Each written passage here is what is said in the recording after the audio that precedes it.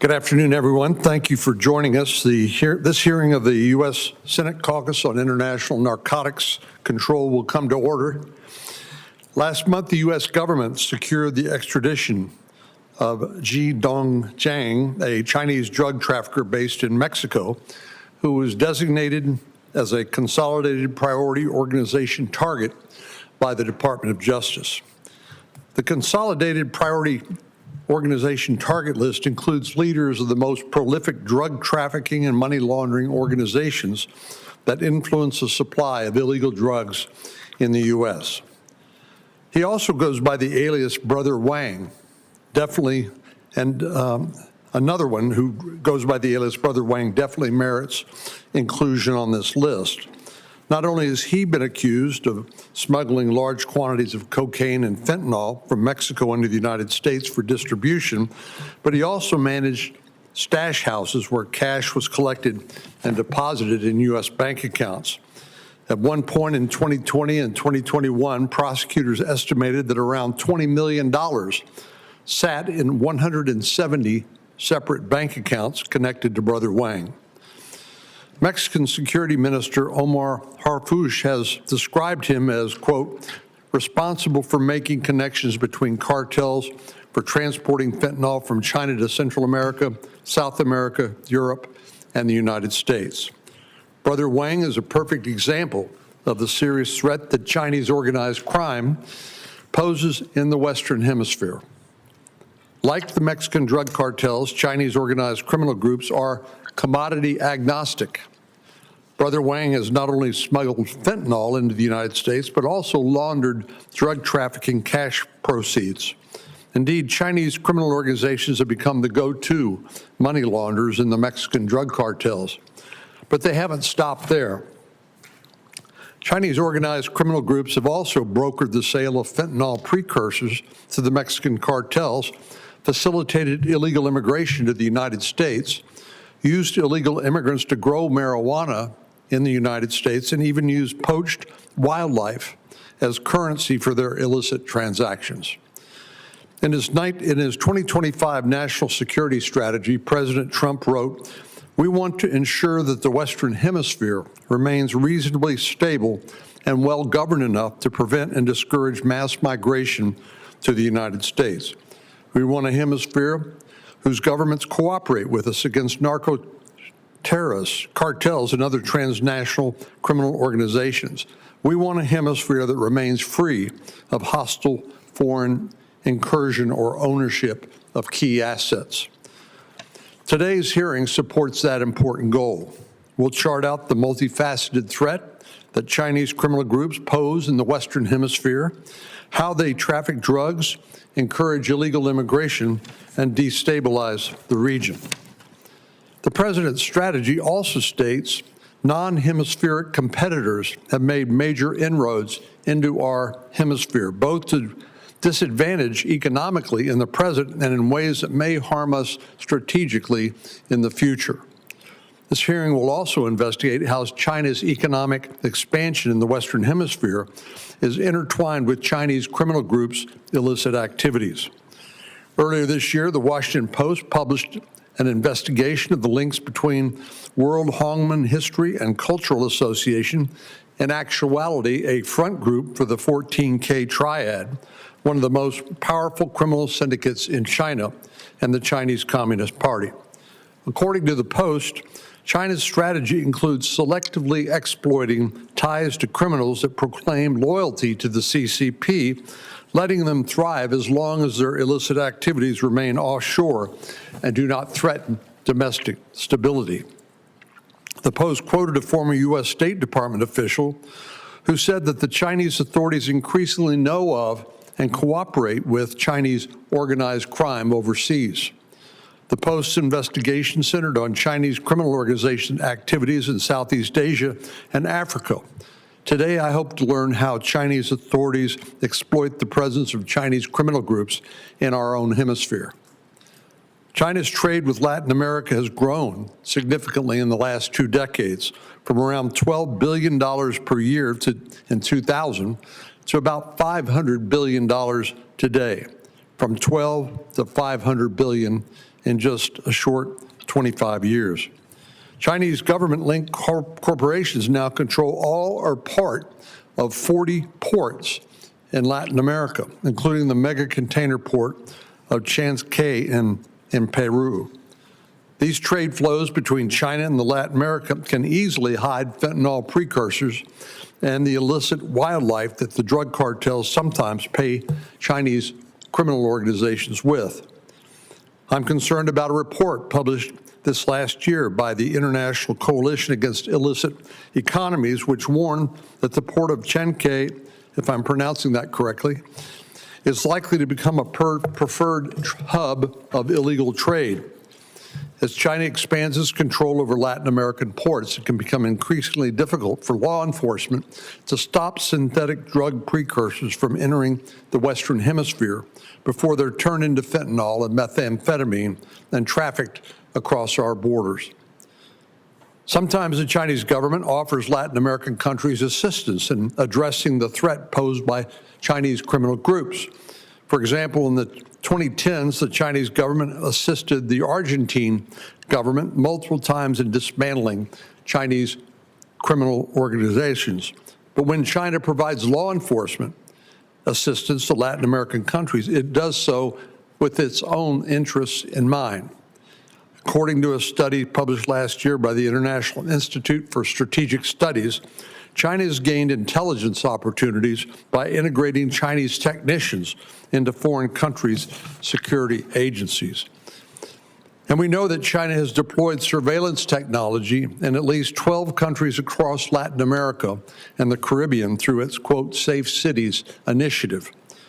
Today's hearing provides us an opportunity to understand not only the direct threat that Chinese criminal groups pose to our citizens through trafficking poison across our borders, but also the long-term strategic consequences of their presence in Latin America and the Chinese government's response.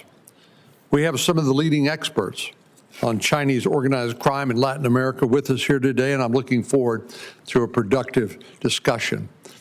I will say to my friend, Senator Whitehouse, I've already told our witnesses we have some votes scheduled right smack dab in the middle of our hearing, so we'll manage the best we can, but I'll turn the floor over to you. Thanks very much, Chairman. Welcome to the witnesses. I appreciate you being here to lend your expertise. As we all know, illicit narcotics often come into the United States by way of international supply chains, whether it's cocaine from South America or heroin from Afghanistan or Asia's Golden Triangle.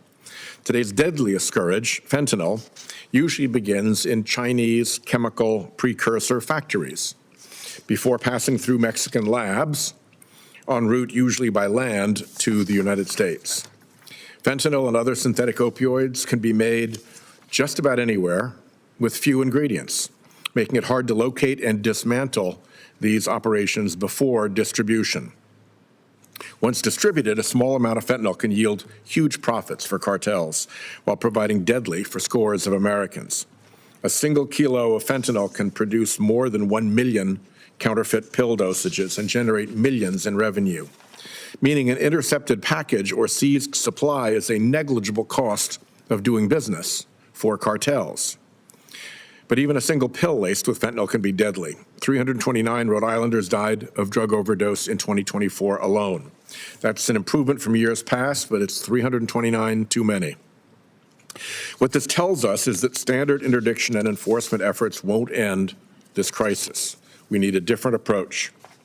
For every gram of fentanyl sold into America, there's a chemical supply chain. For every dollar made, there's a dollar in revenue that gets back to the cartels. By attacking the chemical supply chain and the money flow, we can dismantle and harm the cartels. The revenue side, like the supply chain, is an international business. Cartels need help covertly moving and spending their money. That's where Chinese criminal organizations come in again. Chinese money laundering organizations have gotten very good at washing cartels' ill-gotten gains. They launder cartel cash quicker and cheaper than competitors, often with a money-back guarantee. For the cartels, it's simple.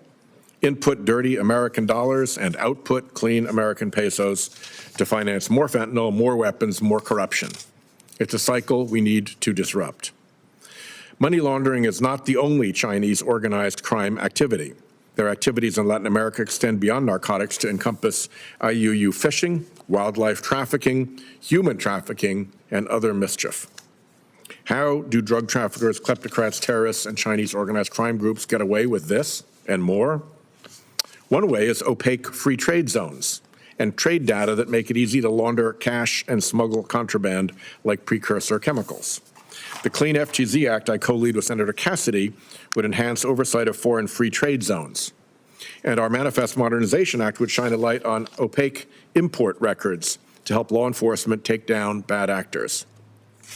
Criminal organizations also use the U.S. financial system to run their illicit financial operations. In 2021, then Treasury Secretary Yellen said, "There's a good argument that the best place to hide and launder ill-gotten gains is actually the United States." The U.S. has allowed cartels, terrorists, rogue states, foreign oligarchs, and Chinese money laundering organizations to use phony U.S. shell and front corporations in their illicit schemes. In May, members of a prolific Chinese money laundering organization pled guilty to laundering millions of dollars in narcotics money through various shell companies. This is just the tip of a huge iceberg. Time and time again, we've seen those seeking to harm the United States use opaque corporate structures to cover their tracks and evade detection and accountability. I worked with former Chair Grassley in the first Trump administration to pass the Bipartisan Corporate Transparency Act, which identifies who is behind anonymous corporations used in criminal schemes. But Treasury Secretary Bessent suspended its enforcement for 99% of the entities Congress covered by the law, willfully blinding law enforcement investigating our country's most dangerous threats. Treasury must reverse course and fully implement the CTA as envisioned by Congress. Treasury should also fix money laundering vulnerabilities in the investment and residential real estate sectors by implementing the rules that were finalized last year.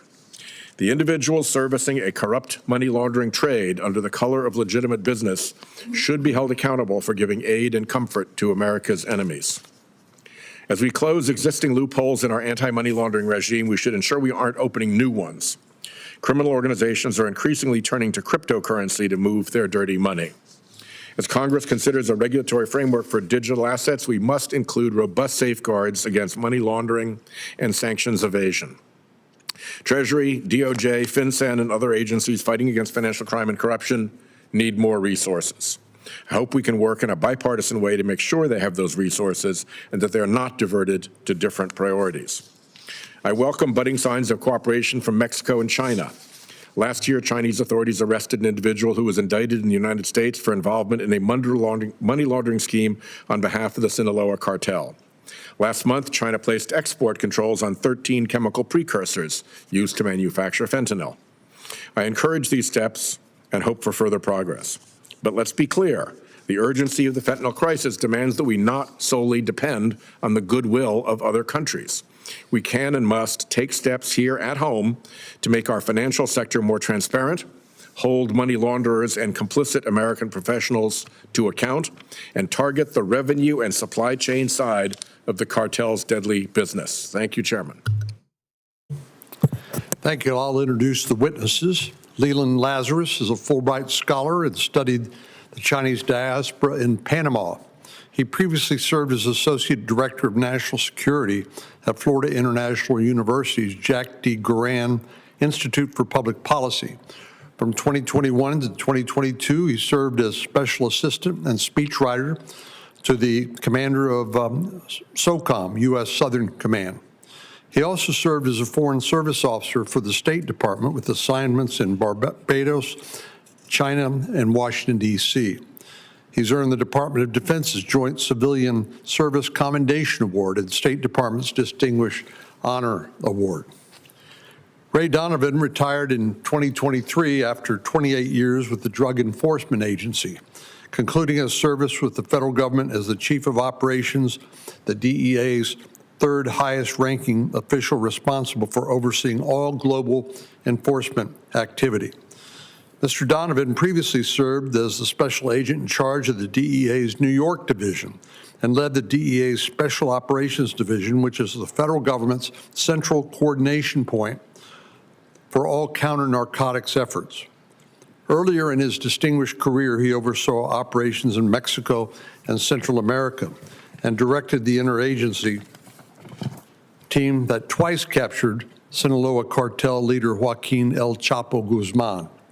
His extensive frontline leadership gives him unique perspective on the intersection of Chinese organized crime, money laundering, and Mexican cartels. Dr. Vanda Felbab Brown is a senior fellow at the Strobe Talbot Center for Security, Strategy, and Technology in the Foreign Policy Program at the Brookings Institution. She's a director of the Initiative on Non-State Armed Actors and the co-director of the Africa Security Initiative and the Brookings series, The Opioid Crisis in America, Domestic and International Dimensions. Dr. Felbab Brown has conducted extensive field work across regions, including Afghanistan, South Asia, Southeast Asia, Latin America, and Africa, and she served as a senior advisor to the congressionally mandated Afghanistan Peace Process Study Group. Dr. Felbab Brown has authorized several books and numerous policy reports on topics like organized crime, conflict, and drug policy. So why don't we start with opening statements, please? We have your copy of your written remarks, which will be made part of the record. And Mr. Lazarus, why don't we start with you? Chairman Cornyn, Co-Chair White House, and distinguished members of the caucus, thank you for the opportunity to speak today. And thank you for taking on what I believe is one of the most urgent and least understood national security challenges facing U.S.-China relations. Chinese global criminal networks are a direct threat to the American people. Chinese criminality deserves to be taken as seriously as fentanyl, trade, Taiwan, semiconductors, rare earths, and AI. And I urge President Trump to address Chinese criminality with Xi Jinping during his visit to Beijing in April 2026. Because if we really want to destroy narco-terrorists, we have to destroy the Chinese criminals, providing them a financial lifeline. For years, when I was at U.S. Southern Command, we treated China and transnational criminal organizations as largely two distinct threats. But that world is long gone. Today, the evidence is very clear. Chinese criminal networks are building a Silk Road of crime that stretches from Fujian province to Flushing, Queens, New York, San Gabriel Valley, California, and beyond. And it runs straight through the Western Hemisphere. These networks are not just abstract geopolitical risks. Their illicit products are poisoning Americans. They laundered $312 billion over the past 4 years for Mexican cartels and wealthy Chinese individuals. And they're doing it at a scale and speed we have never seen before. The fentanyl crisis in the United States cannot be solved without understanding Chinese criminal networks. But their crimes don't just stop at fentanyl. Chinese crime networks touch almost every illicit economy in our hemisphere. Synthetic drugs, money and crypto laundering, illegal mining, illegal marijuana trafficking in various states here in the US, wildlife trafficking, human smuggling, and cyber pig butchering scams. Now, I want to be clear. I have seen no direct evidence that Xi Jinping is calling gangsters to direct their activities. But in a techno-authoritarian system where corruption is common, criminals don't need orders to align with Beijing's interests, especially when doing so earns them protection and opportunity. Let me highlight two cases. Senator, you mentioned Zhi Dongjiang, known as Brother Wang. He was a Fujianese narcotics broker whose network connected Chinese chemical suppliers to Mexican cartels. He fled Mexico, tried to enter Russia and was turned away, was arrested in Cuba, and was ultimately extradited to the United States. His operation spanned 100 shell companies and 170 bank accounts across Mexico, various US states, and China. Another example is Di Zishi, a Chinese businessman and alleged criminal in Paraguay who claimed to act as a proxy for Beijing, taking orders from the nearby Chinese embassy in Brazil to try to bribe local Paraguayan officials to break ties with Taiwan. So what do we do to deal with this threat?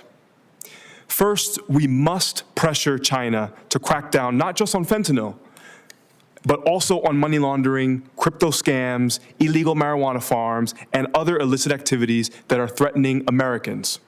If Beijing refuses, we must use tariffs to raise the cost of inaction. Second, we need an interagency task force focused specifically on Chinese organized crime. And we must build on Project Sleeping Giant, a whole-of-government effort integrating DEA, FBI, DHS, Treasury, and intelligence community. Third, we need an international coalition from Taiwan to Australia to Latin America, all sharing intelligence, sharing Mandarin and Fujianese translators, and best practices. Fourth, we need to use AI to map out these networks. And my team is building an AI-powered dragon tracker that would illuminate routes, shell companies, money flows, and connections to CCP entities. Fifth, we must strengthen outreach to educate key Chinese diaspora communities and Chinese students about the dangers of Chinese criminals and the Chinese state exploiting them. The bottom line is this: Chinese criminal networks are undermining the security of the United States today, and we have to treat it with the urgency it deserves. We must sever the Silk Road of crime to protect our citizens, our communities, and our hemisphere. Thank you, and I look forward to your questions. Thank you, Mr. Lazarus. You did a better job than I did pronouncing some of those names. With a name like mine, I'm sensitive to that, but Mr. Donovan, we'll hear from you now. Good afternoon, Chairman Cornyn, Co-Chair White House, and distinguished members of the International Narcotics Control Committee. My name is Ray Donovan. I would like to thank you for giving me the opportunity to testify before you today on the alarming role that the Chinese organized crime plays in Latin America and the influence that the People's Republic of China and the Chinese Communist Party have in fueling the Western Hemisphere's fentanyl and methamphetamine crisis. I'm currently the CEO of Stack 21 Solutions, an investigative consulting firm that delivers trusted intelligence to manage security and regulatory risk, specifically as it pertains to anti-money laundering and anti-drug trafficking. As the Chairman Cornyn mentioned, after serving 28 years with DEA, I retired in 2023 as the Chief of Operations, the third highest ranking official in DEA, prior to overseeing all enforcement operations worldwide. I served as a special agent in charge in DEA New York Division, the administration's flagship office and central inflection point for many global narco-terrorism cases. Prior to New York, I was a special agent in the DEA Special Operations Division, the central hub for deconfliction and coordination for all counter-narcotics operations run across law enforcement, military, intelligence community, and foreign partners.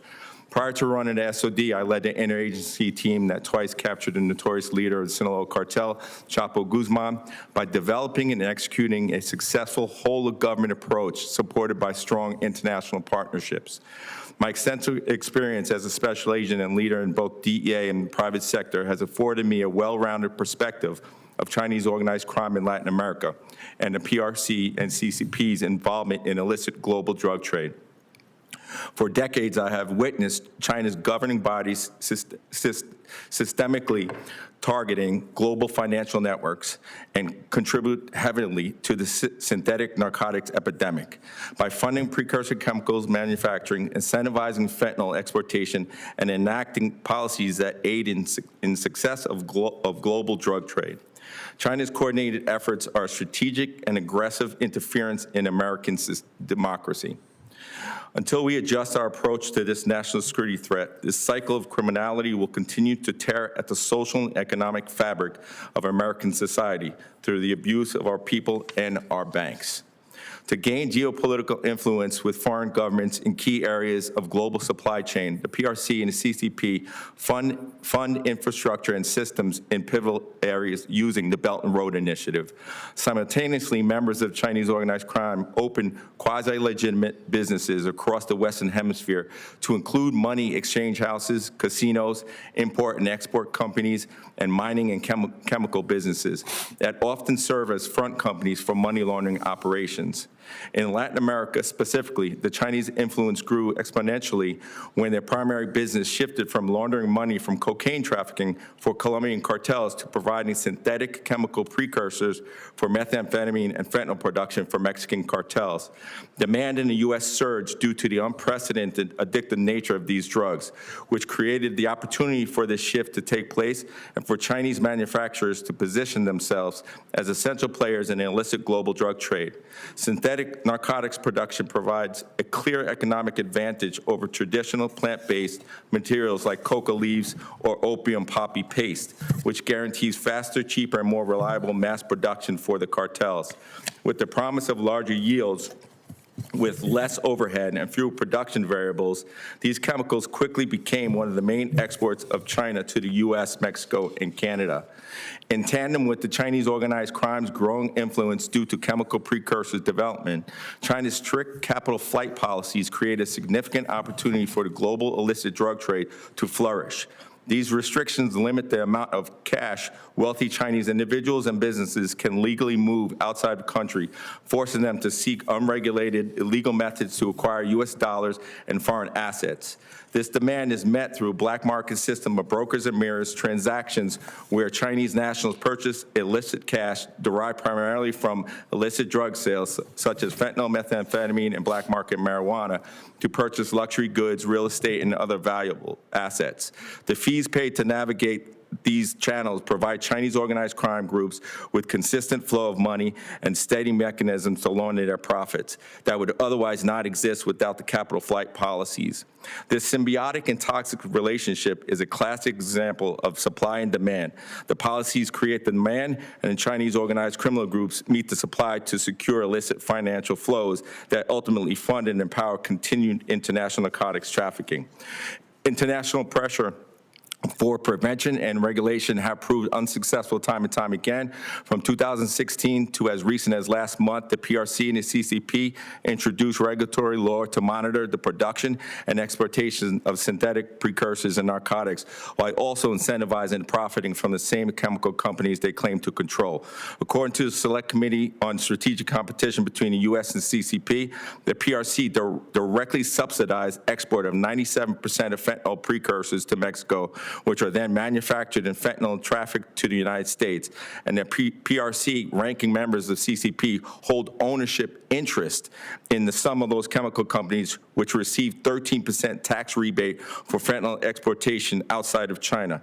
In addition to former U.S. Treasury Department investigator John Caceres testified in a statement to the Cullen Commission of Inquiry into Money Laundering in British Columbia that money laundering schemes involving Chinese government officials and the CCP elite members exploited a landscape where $3.8 trillion in capital left China from 2006 to 2016, making China, quote, the world's top exporter of hot money.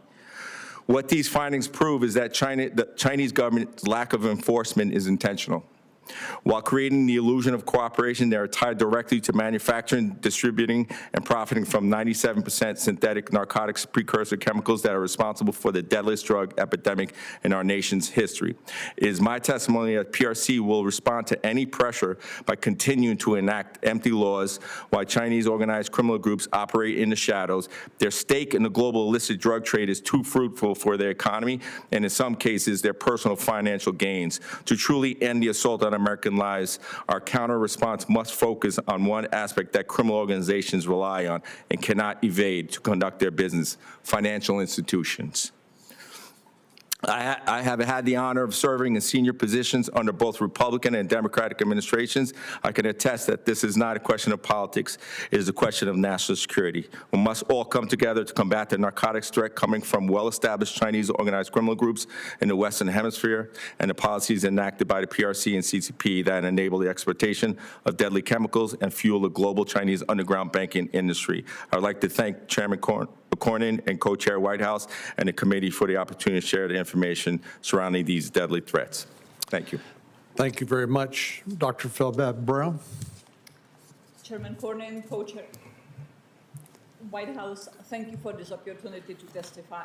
I'm a senior fellow at the Brookings Institution, and I have been studying Chinese criminal networks operating in drugs, wildlife trafficking, logging, mining, money laundering, since 2008 and extensively written about those issues in books and articles. The Brookings Institution is a U.S. nonprofit organization devoted to high-quality independent research and policy solutions. My testimony represents solely my personal views and does not reflect the views of Brookings, its other scholars, employees, officers, or trustees. As we have heard, over the past 2 decades, Chinese actors have expanded their illicit economies in Latin America and the Caribbean. They often take advantage of Chinese legal businesses, which have also expanded in the region. The presence of Chinese criminal groups has grown extensively, and there is a wide variety of those groups that operate in the Western Hemisphere. Their criminal activities span a wide spectrum of crimes, which I detail in my written testimony, in addition to drug trafficking and money laundering, extortion, human smuggling, illegal fishing, logging, mining, and wildlife trafficking. Chinese drug trafficking networks also continue to be the principal suppliers of precursors for synthetic drugs such as fentanyl and methamphetamine to Mexican cartels. And as Senator Cornyn has pointed out, they have become the to-go money launderers for these entities. Like other criminal groups in the region, their illicit economies represent multifaceted threats and harms that threaten the rule of law, economic well-being and sustainability, biodiversity and environmental conservation, public health and public security. But they are not major sources of violence in Latin America. Mostly they operate through corruption and often party protection. And indeed, unlike other criminal actors in the hemisphere, some Chinese criminal groups and activities also serve to advance the interest, the diplomatic influence and economic interest of the Chinese government. This limits the willingness of the Chinese government to counter such corrupt practices and illegality. But it is important to note that illicit activities in the region are not solely perpetrated by outright criminal groups. They are frequently also perpetrated by Chinese legal companies that employ corruption and act in violations of laws and regulations indifferent to their harmful effects. Various non-Chinese businesses in the region, of course, also engage in such activities. But the size of China's trade with the region, the size of China's demand for Latin American natural resources make the impact of their illicit behavior particularly pronounced. And an extensive presence of Chinese companies in Latin American ports that sometimes often fails to implement transparency and accountability principles and diligent and unbiased application of rule of law generates further risks. Yet at the same time, China is actively expanding its law enforcement assistance programs in the region. The law enforcement is often skewed, one-sided, and self-serving. Chinese anti-crime technologies, such as Huawei's safe cities, pose risks of human rights violations, of enhancing repression, and serving as backdoor for espionage. Yet, within this highly complex system, there are also many opportunities to counter Chinese criminal networks, and indeed to even productively engage the government of China in such efforts. I lay them out in detail in my written testimony. They include helping state authorities to develop law enforcement tools against Chinese networks specifically, encouraging the adoption of US law enforcement assistance and anti-crime measures, technologies, port monitoring systems, dismantling Chinese money laundering networks, but crucially, countering the illicit economies beyond drugs. Looking at the illicit economies in environmental crime creates many opportunities that requires building clean, transparent, and traceable supply chains. Equally important is reducing corruption and patronage system within Latin America by helping to build and support apolitical, independent legal systems, independent inspectors, and investigative journalists. All of this, of course, must take place in the context of scrupulously adhering to human rights and civil liberties and holding all law enforcement forces accountable. Finally, the United States will fail in its external support if it does not strengthen its own resources, institutions, and laws for enabling such support in Latin America. Those include diligent applications of the Foreign Corruption Practices Act, the Lacey Act, the Corporate Transparency Act, and preservation of institutions such as organized crime and drug enforcement task forces or their equivalents. Thank you very much. I'm going to defer to Senator Whitehouse first while I go vote, and I'll be back shortly. Thank you very much, and thank you to all of you. My background is that I was Rhode Island's United States Attorney and our Attorney General, and worked in the Attorney General's office beforehand, in a state where one of just a few states in which the Attorney General has the full panoply of criminal authority. We didn't have DAs. The AG did it all. So my experience was very much dealing with the contraband aspect of the drug trafficking loop. And there weren't very many people who were very capable at examining the financial part of the cartel's business loop. And there wasn't a great deal of information on how you traced it and what were the mechanisms through which these cartels, which make the kind of revenues that small countries have, how do they hide and dispose of all of their ill-gotten gains? If you don't mind, this is just obviously going to be a complete ballpark number, but compared to a perfect understanding of the financial operation of the drug cartels, how far are we along? If that was 100%, where are we in American law enforcement? Senator, so let me understand your question correctly. So where are we in federal law enforcement in regards to? Understanding the financial arrangements and the money laundering arrangements and the hidden investment arrangements of the cartels. Are we 10% of the way there, 90% of the way there, 50% of the way there? And this is just my opinion. I think that opinion. Just my opinion. My opinion is that in law enforcement, we are so laser focused on going after, especially in DEA, going after the actually drug the contraband smuggling, itself. the contraband itself. The money laundering aspect has, over time, has lessened. As far as the ability to pursue money laundering networks, it's decreased. It hasn't increased. Yeah. From 2004. We've heard the same thing, by the way, from other DEA witnesses, that we're actually backsliding away from having the capability to understand the financial side. That's correct. And I think with digital currency now, it's even more challenging for law enforcement to get after that problem. But the money has to go someplace. That's right. And so it remains a live target, even as the contraband gets distributed out to users. It's the funding that actually comes back and gathers. Did you have a guesstimate on where we are on that?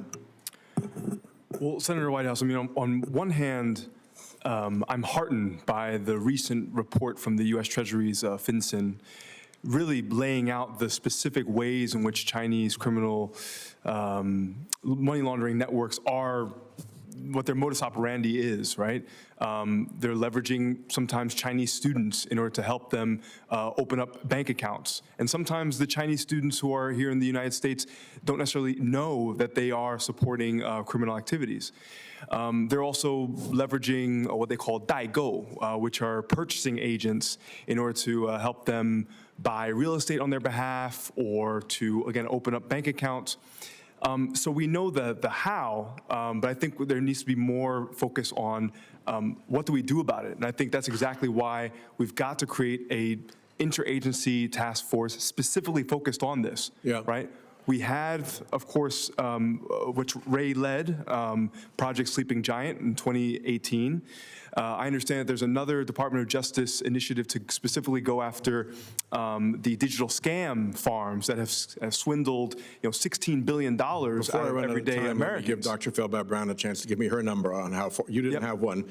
what's your number on roughly where we are on the way to a coherent, complete understanding of the financial side of the cartel operation? Well, was a study of about 20 years ago estimated that U.S. financial intelligence probably detects about 3% of illicit financial flows. Say that the studies. So we're not even close, really. 20 years ago, I would be surprised if we have seen an improvement in an order of if you follow magnitude. Mr. Donovan's testimony, we've backslid, and other DEA agents have confirmed that. So, last question. You've written, Ms. Feldby-Brown, about the role of Chinese fishing fleets as they go around. I think a lot of my colleagues think of that as, well, they're just out fishing. Are they just out fishing? What are they doing? Well, they are fishing in extraordinarily destructive ways that gravely impact livelihoods of coastal communities, that can destroy food security system, including those that head to the United States, and they have a potentially very severe economic impact on national economies, all of which generates interest in countries in Latin America and other parts of the world, like U.S., like Asia, to have U.S. cooperation in countering that, such as through Coast Guard agreement. But Chinese vessels, like many other illegally operating vessels, have also been detected to smuggle drugs, potentially smuggling precursors as well. And I think we should be concerned and interested whether they serve espionage purposes as well. In some cases, we are talking about flotillas of 300, 500 ships that stay at sea for months, even years on, without docking in a port. But they come very close to exclusive economic zones or, in fact, enter them. A lot of focus has been paid to balloons linked to China and espionage, while these Chinese flotillas can potentially carry a lot more sustained espionage equipment than even the balloons. So paying close attention to countering IUU fishing generates a lot of information and intelligence opportunities in some of the most sensitive domains. Thank you. Senator. You were here first. I'll let you guys sort it out. Getting organized. Well, thank you. I appreciate it very much. Thank you for being here. I'll ask the three of you, to start with you, Mr. Lazarus. Would you consider these drug cartels a clear and present danger to the United States of America? Senator, 100%, and in multiple ways. It's not just the deadly fentanyl precursors, but the fact that they've been able to exploit our U.S. financial system, right? $312 billion over the past 4 years laundered through our U.S. financial system. It's this idea of what they call crime convergence, right? Where one group is engaged in a whole host of different criminal activities. I think for so long we focused on sort of each criminal activity separate without realizing that actually a lot of these criminal networks are engaged in all of it. So I think it's a direct threat to the American people. And I think that's why President Trump should absolutely bring this up to Xi Jinping when he visits Beijing in April of next year. So they are a clear and present danger to the United States, and obviously having them in our neighborhood in Latin America, what does that do to those countries? In other words, is it possible for these countries in Latin America to have these international criminal gangs that are making billions of dollars? Is it possible for those narco-terrorists to exist in those countries and have those countries have legitimate economies? It is not possible, Senator, because this is further exacerbating corruption that's already so endemic in many of our allies and partners in Latin America and the Caribbean.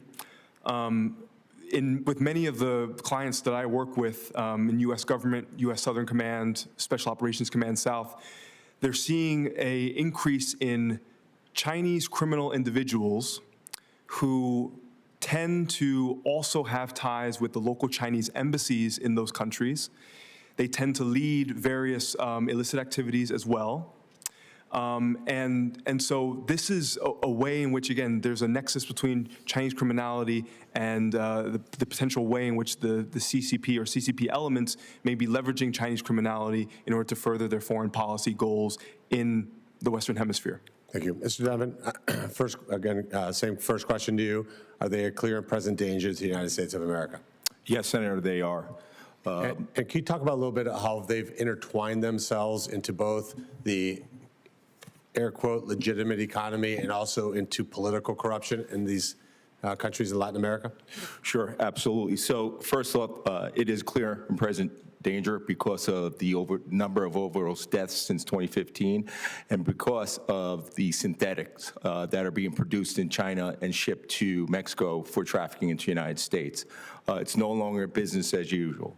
And so we do see the intercrossing of both commercial industries and illicit industries as it relates to certainly chemicals and financial institutions throughout Latin America. We see CCP and PRC working directly with Chinese criminal groups that exist in Mexico to bring those chemicals in, help production of fentanyl and methamphetamine, and then directing those drugs towards our country. Yeah, So- and again, and also political corruption in those countries, right? Because obviously the amount of money that you're talking about can easily influence elections, correct? That is correct. And one of the biggest issues that I've seen in my 28 years of service as it relates to the drug industry at large is corruption.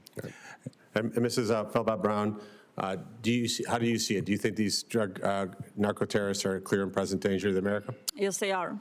And do you think that it's wise that we give them the opportunity to make billions of dollars trafficking humans across our border?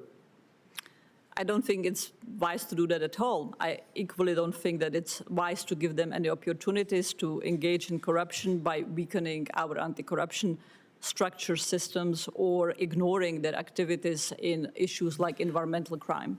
But they did make billions of dollars in bringing people into the U.S. illegally. Is that not accurate? And that strengthens these organizations. So you have, I think it was Mr. Lazarus said it well, you have this intertwining of traditional drug dealing, money laundering, but now this huge business of human trafficking, child trafficking, sex trafficking relies on a porous border to the U.S. Is that not accurate?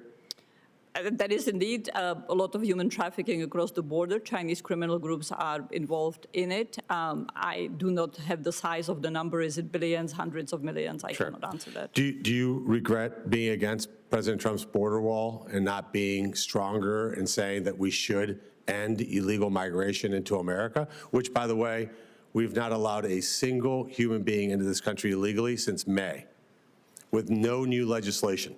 We just had a president that enforced those laws, and you were actively against the border wall. You called it a gigantic waste of time. Do you regret those comments now seeing the success of a secure border?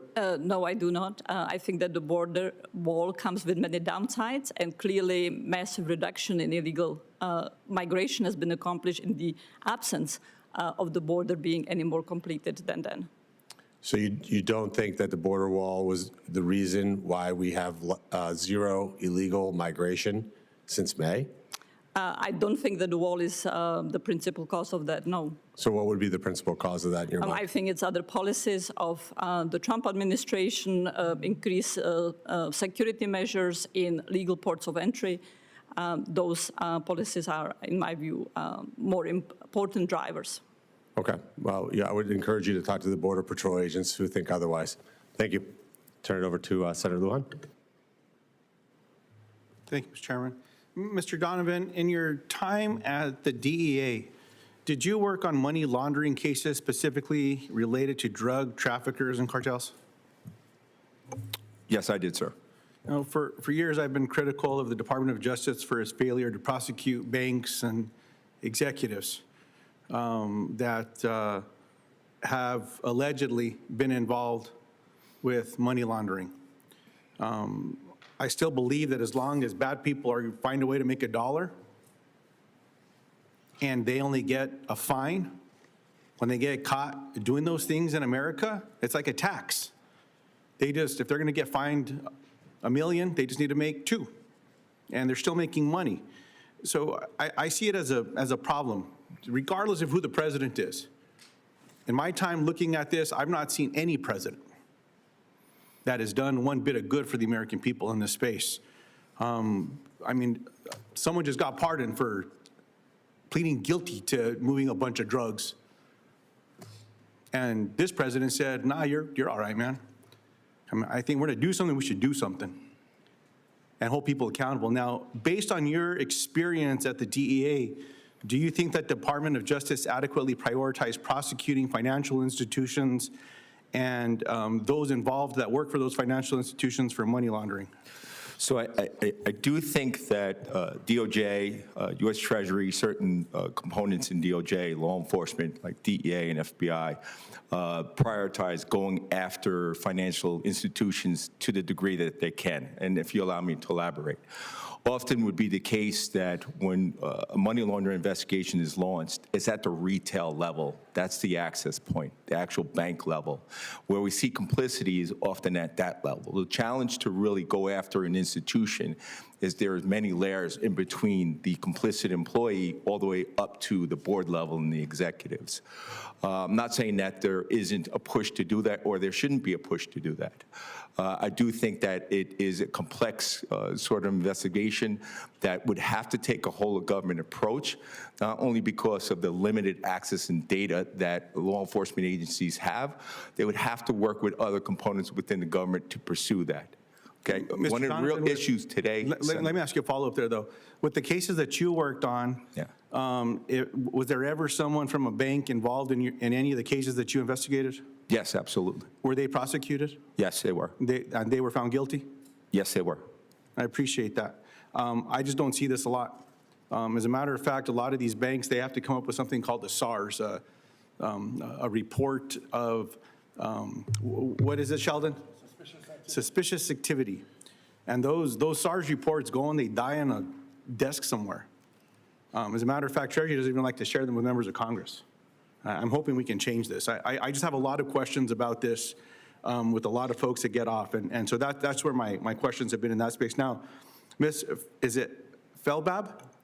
Ms. Felbab-Brown have decentralized cryptocurrency services. So decentralized cryptocurrency, very technical term. Illicit financing, people are more familiar with that. I call it closing loopholes that terrorists and cartels use. So I'm going to use that term instead of using decentralized services. Have they been used by any of these entities in illicit finance? Absolutely. Cryptocurrencies are being used as one of the premier mechanisms for criminal actors, including Chinese criminal actors, to launder illicit proceeds. So if Congress advances legislation addressing this industry, right now it's called market structure, another term that not a lot of people are familiar with, but it's called market structure. Should legislation that closes loopholes that let terrorists and cartels play in this space, in the decentralized space, be included or excluded from that legislation? It should absolutely be included. What are the risks of exempting closing loopholes that terrorists and drug cartels use in this space? Well, obviously, broadly, the risks are this will gravely jeopardize U.S. security and the well-being of U.S. companies and individuals. But I think there is also a particular danger that Chinese criminal groups and Russian criminal groups will be well-positioned to dominate a lot of the crypto laundering space. I appreciate that. Now, Mr. Lazarus, you mentioned something about the Chinese or the exploitation of the American financial system. The name of this hearing is includes us looking into Chinese money laundering organizations, CMLOs, if I have the acronym correct. Do those entities use American financial institutions to launder money?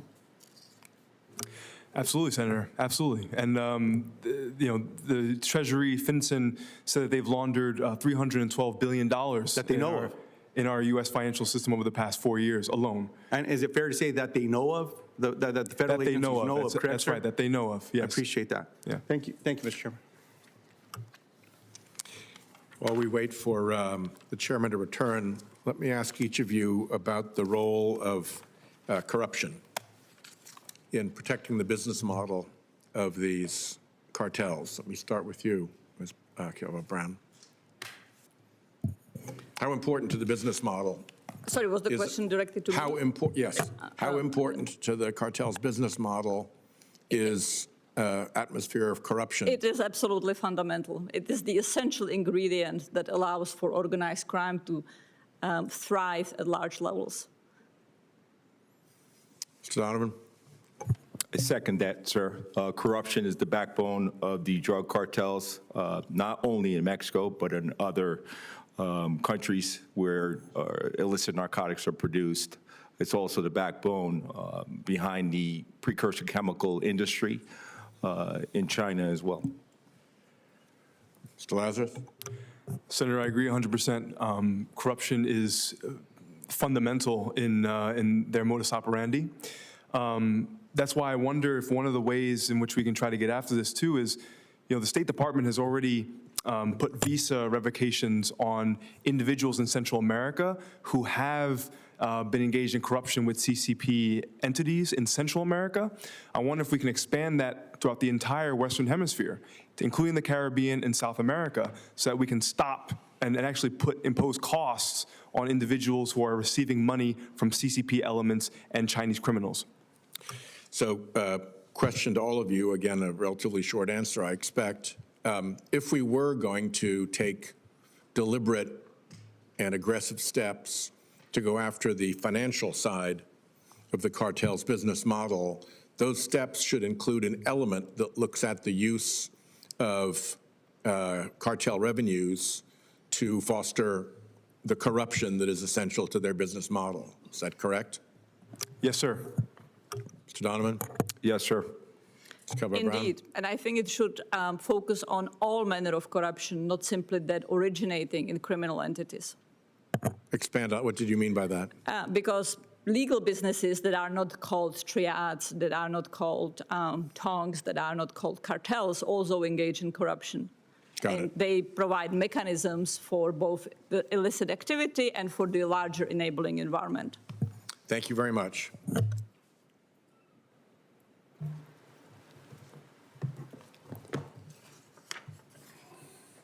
Mr. Lazarus, you, in your opening statement, you said there were no direct ties between the cartels or the Chinese criminal organizations and the government of the Chinese Communist Party and President Xi. But it looks to me like there's a lot of circumstantial evidence that if they don't directly participate, they certainly turn a blind eye, maybe worse. Could you expand on that, please? Yeah, absolutely, Senator. I think that there's growing evidence and growing examples all throughout the world of Chinese individuals who engage in illicit activities who also have ties to CCP elements.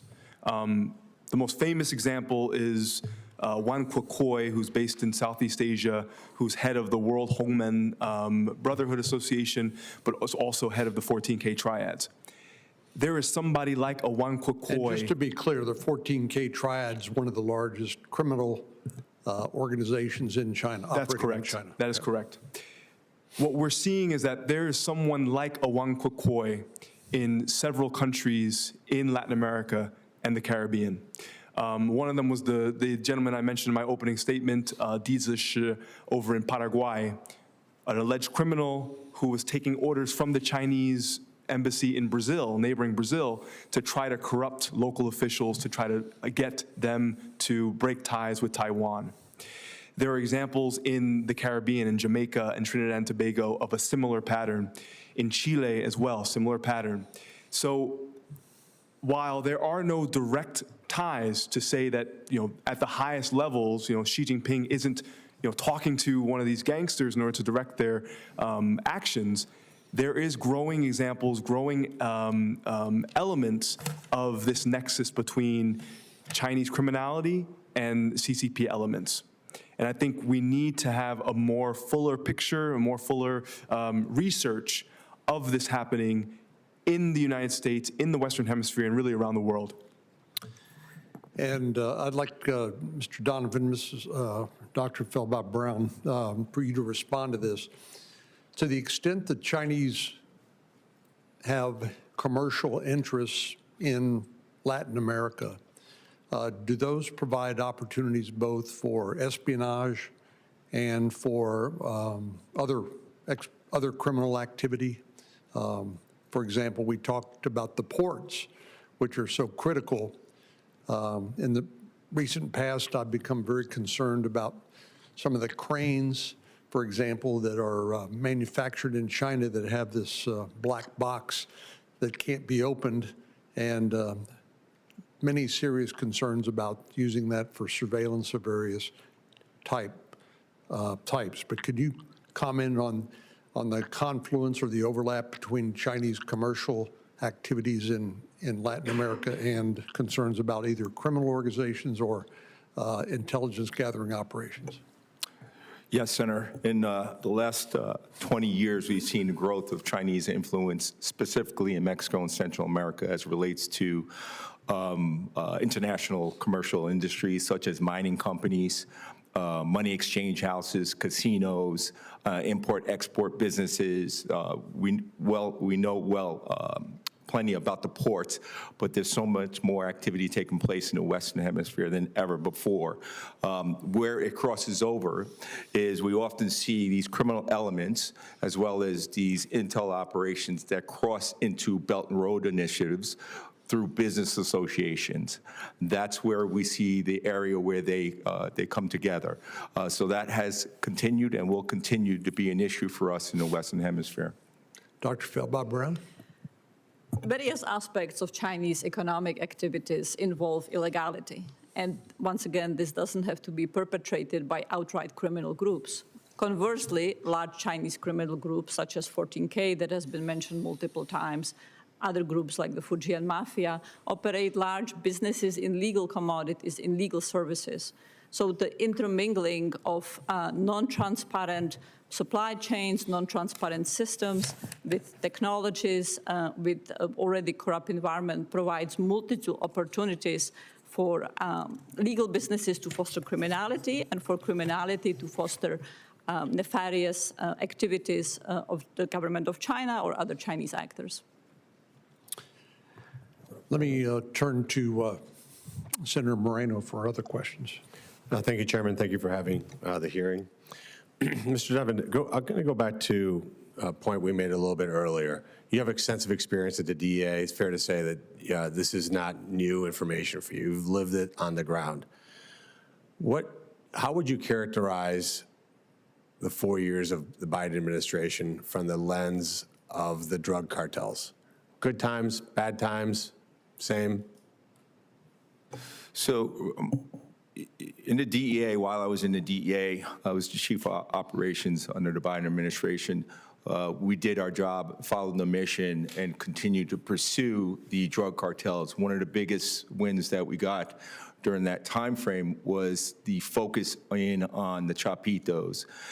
We identified the Chapitos as the main perpetrators of production of fentanyl inside of Mexico, and we were able to pursue them, eventually bringing 2 of them to justice, and then stemming the flow and production of fentanyl from that point on. That was a change that took place under that administration that has carried forward into the Trump administration. Yeah, but how about when it comes to human trafficking across our border? They made a decent chunk of change, billions of dollars doing that, no? So human trafficking is another revenue stream for the cartels. So the cartels control the plazas in and out of the United States. There's no question that they benefited from human trafficking. But I'm just trying to get a sense of quantifying that.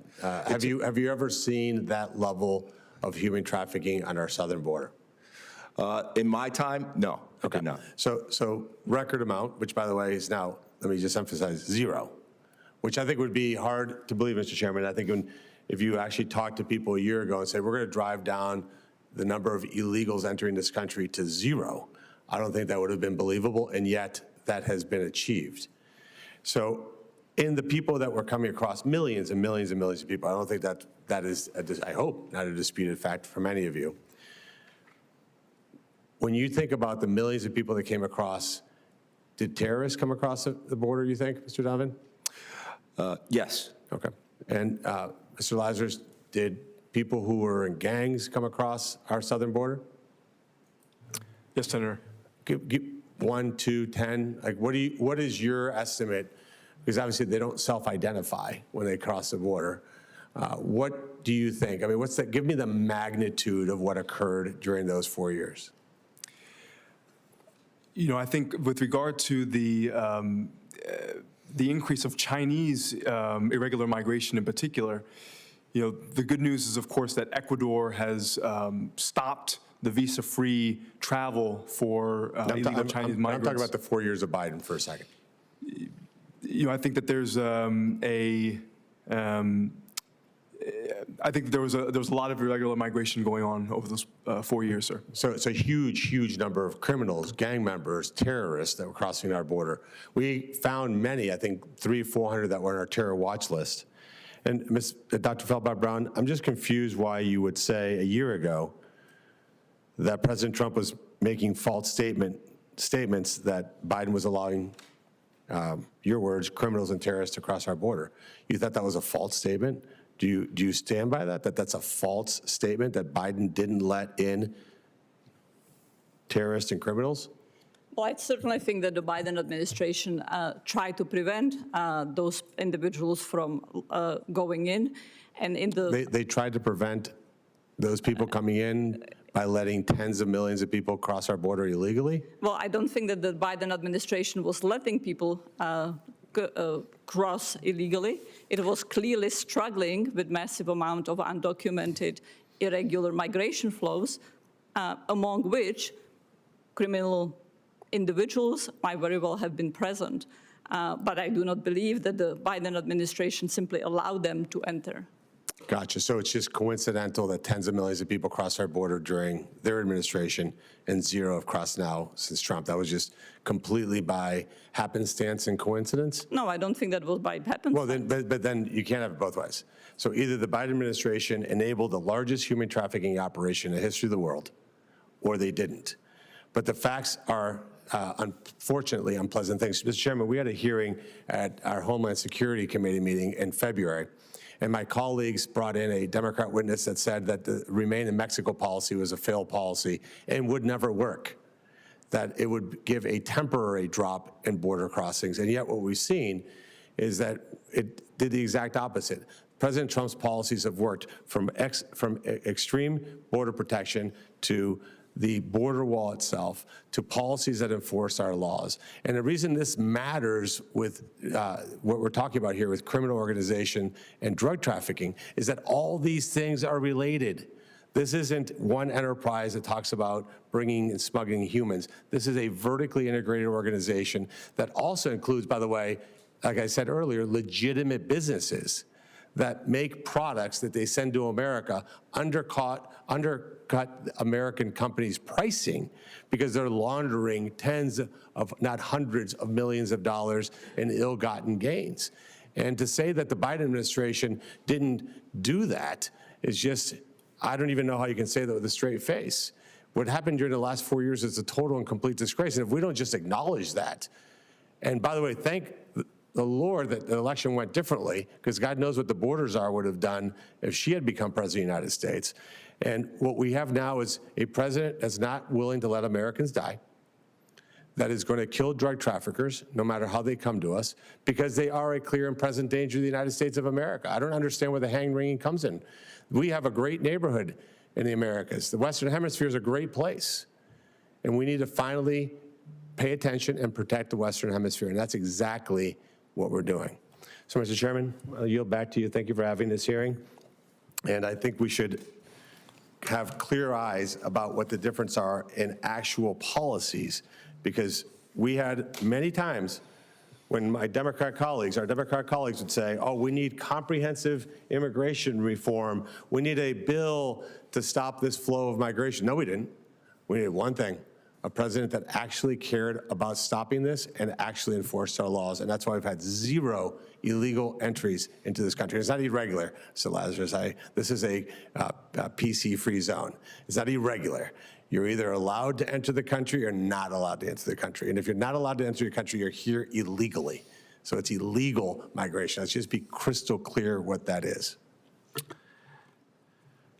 Mr. Lazarus, in fiscal year 2023 and 2024, speaking of border crossings, we saw a spike in the number of Chinese nationals illegally crossing the southern border. I can remember being with the Border Patrol during a night patrol where two Chinese individuals with Chinese passports were detained. And I asked myself and my colleagues who were there, I said, I wonder what they're going to be doing once they're released into the interior of the United States.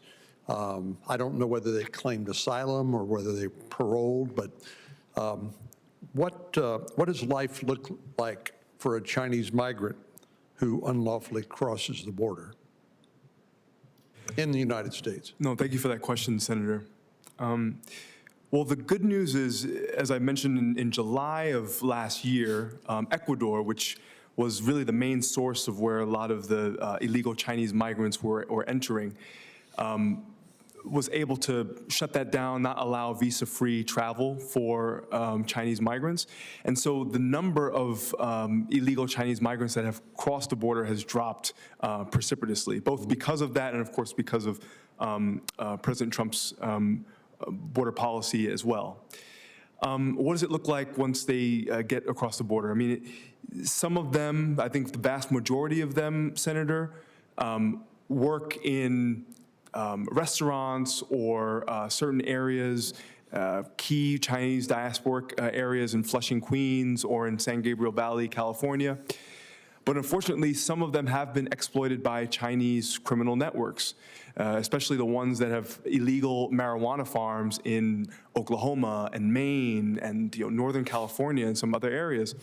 And we have seen through reporting, through journalist articles, the horrid conditions some of them have had to endure, working multiple hours, being basically forced labor. If they're a female worker, they might be subjected to sexual violence. And so it becomes a forced labor and a human rights issue, and really another reason why we need to get after these Chinese criminal networks that are operating here in the United States. So I don't know how we could actually quantify what percentage of these individuals who came across the border are working in restaurants or some other legitimate business, and how many are ultimately working in some sort of criminal enterprise or become victims themselves, as you said. Mr. Donovan, given your vast experience with the Drug Enforcement Administration,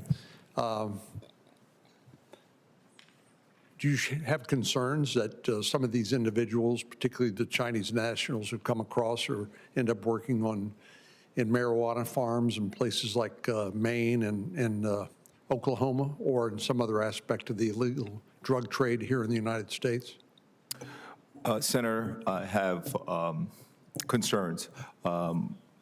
As it relates to Chinese organized crime, criminal groups in the United States at large, I think they are amongst the biggest, most profound national security threat facing the nation as it relates to drug trafficking, money laundering, intelligence gathering throughout the U.S. I think our banking institutions are at risk. I think our economic and social fabric of America is at risk. I constantly think about how they're capable of doing this. WeChat is a communication application that we finally have to do something in a bipartisan way to go after that communication app that allows them to launder billions of dollars from the United States throughout the world, but also to share intelligence on American societies. Is WeChat encrypted? Yes, it is. End-to-end encryption. There's nothing that U.S. law enforcement can do to get after it, but it is a major problem for us in our national security. So let me follow up, Mr. Donovan. I think most of us in the Senate or in the Congress are familiar with something called civil-military fusion. In other words, under Chinese laws, any information that is in the possession of a commercial entity has to be shared as a matter of Chinese law with the military and presumably the leadership of the Chinese Communist Party. Do you believe that the same sort of information sharing occurs in this context with the criminal organizations, either willingly or under some form of coercion? Yes, I absolutely do. Okay. I believe that the PRC has access to it.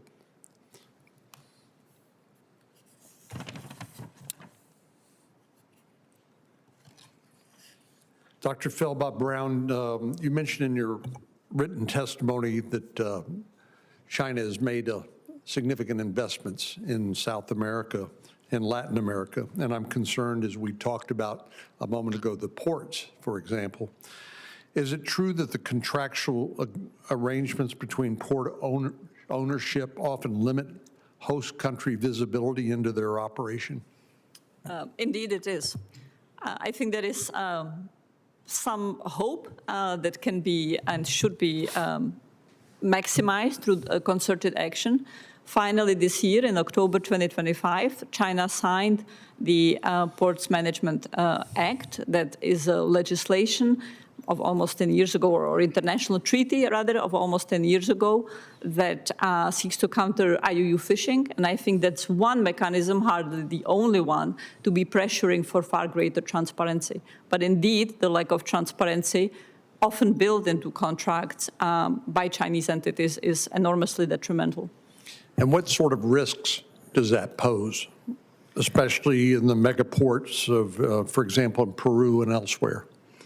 Well, there is a range of risks. In the most dramatic, extreme case would be, of course, sabotage or preventing access to U.S. ships during times of conflict. But short of that maximalist dangers, it's simply providing detrimental advantages to, for example, Chinese businesses at the expense of U.S. or Latin American businesses. The possibility of espionage that you have correctly highlighted is another one.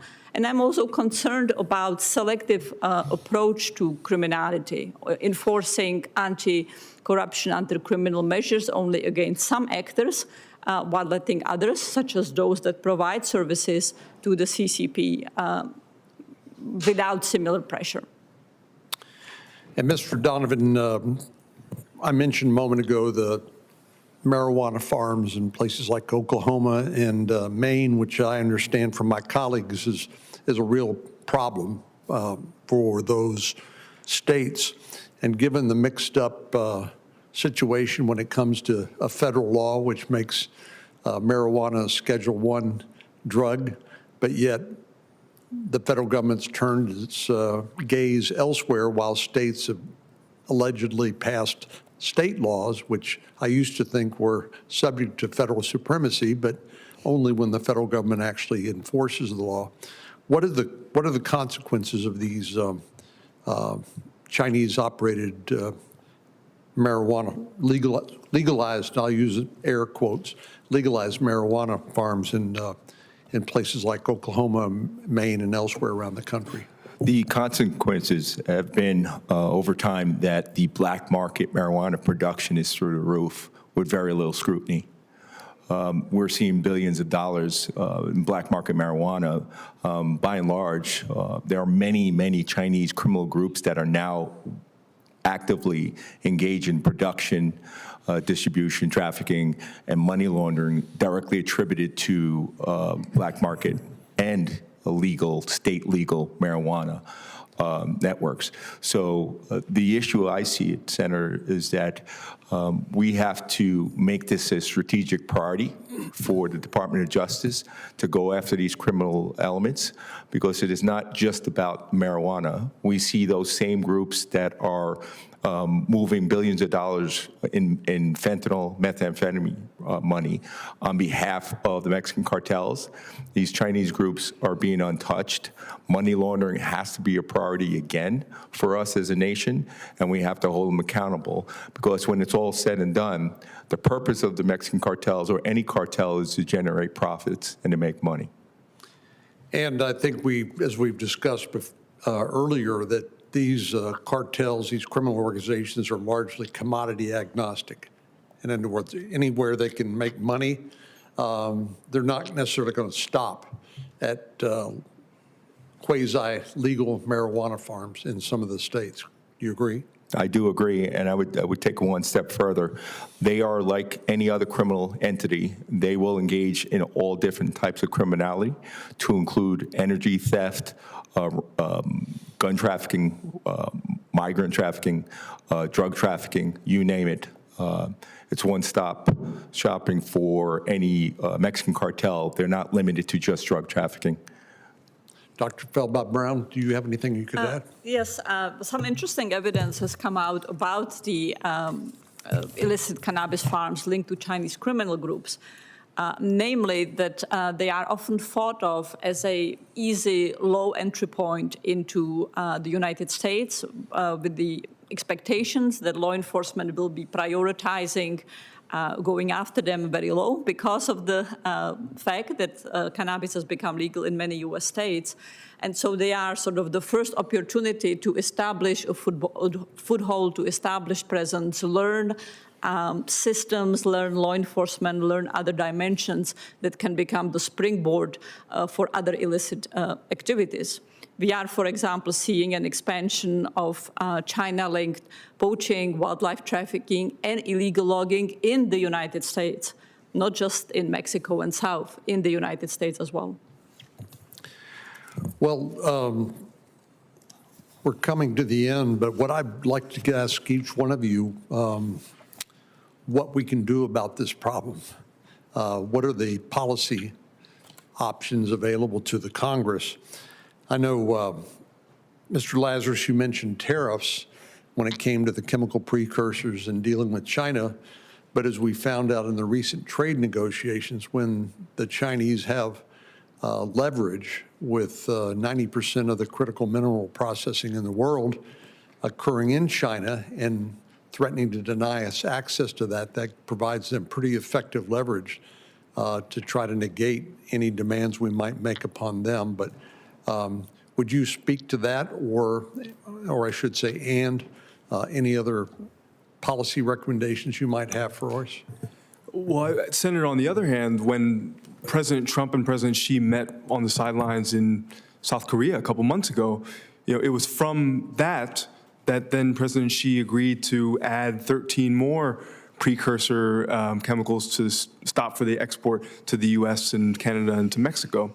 And so I think that China listens to the language of economics, and so definitely tariffs should be used. And this idea, this threat, should just be one of the key priorities that President Trump should absolutely bring up to Xi Jinping in China. So that's one.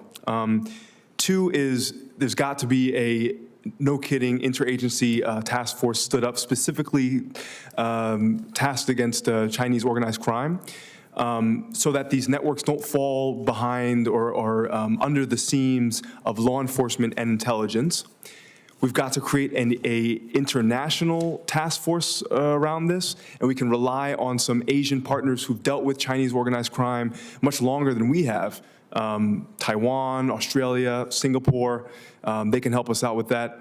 And again, we can leverage AI to create a dashboard that would allow law enforcement agents, whether you're in California or in Oklahoma or in Maine, you can see ties and connections between different transnational criminal groups and their ties elsewhere as well, so you can identify some trends. So I think if we do those three things or four things, I think we'll make some good headway in trying to get after these Chinese criminal networks.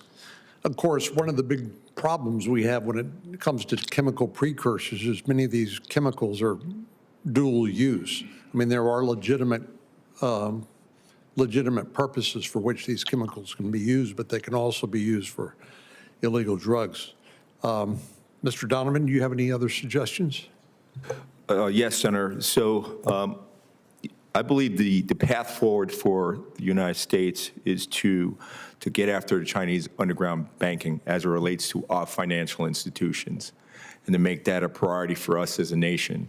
Ultimately, whether it's precursor chemicals, or drug trafficking, and other crimes, it comes down to revenue and profits.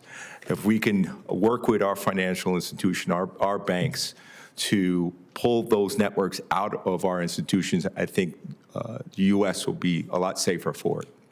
Thank you. Dr. Feldbach-Brown? Let me endorse that and also emphasize your two important insights, Senator Cornyn. One is that China has countermeasures, including in terms of tariffs, including in terms of denying purchases of Chinese goods. And ultimately, there is limit to scheduling. The post-October scheduling that we have seen had been in the making in 2024. The scheduling of nitazines had been in the making. For me, the far more important issue than chasing the next drug to be scheduled is to encourage China, both through cooperative measures and perhaps coercive measures, such as visa denials, to diligently go after criminal networks, any entities that sell non-scheduled precursors knowingly to criminal groups. China does not do so today. Because Chinese laws are fundamentally different. There are no racketeering material support clauses. And so traffickers that sell, or entities that sell non-scheduled chemicals face no pressure. To me, that is the absolutely biggest loophole that we need to work with China on. And beyond that is shrinking that environment that enables trafficking, other forms of criminality, by going after the money and by going after the panoply of operations in many domains, in many commodities, in many areas through our own strong systems, our own strong laws and their enforcement, and the encouragement of partner countries to mount such efforts as well.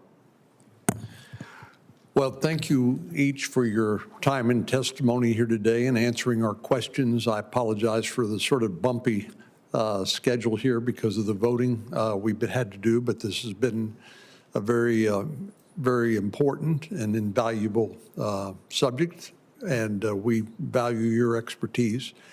There may well be some follow-up from members of the committee who were either here and weren't able to ask as many questions as they wanted, or others that weren't able to come. So if you'll look out for those, and we'd appreciate your response to those written questions as a follow-up. With that, this hearing will be adjourned.